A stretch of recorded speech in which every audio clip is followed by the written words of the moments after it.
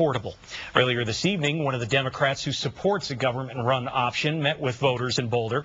And like several meetings held by members of Congress during the August recess, the event meant for a dozen or so constituents of Representative Jared Polis instead turned out 300. Here's 9 News reporter Anastasia Bolton. There's some major efficiency gains there. But it's also doctors talking to patients. Yeah. You know, and when they're geared for the number of patients, they don't talk. It was never supposed to be this packed. There's nothing in this bill to control the exposure of doctors to liability problems. It's typically a more intimate meeting with your congressman, 10 or 20 people.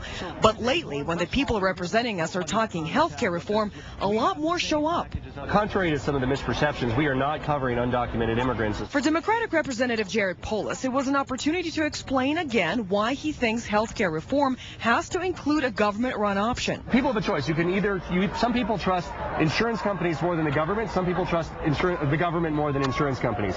With a public option, rather than single payer, there's different kinds of people they can choose. Some people want to stay with the private for-profit insurance companies. They can. Some people want to say, I trust the government more than the private for-profit insurance companies. They can. So in some ways, you might be able to get the best of both worlds by having this, this robust public option. A message many say they need to hear after it appeared the administration was backing off that idea. Our current system isn't working, that the private for-profit insurers are causing a lot of extra expense, that we need competition and consumers need a choice. But for others, government involvement simply isn't an option.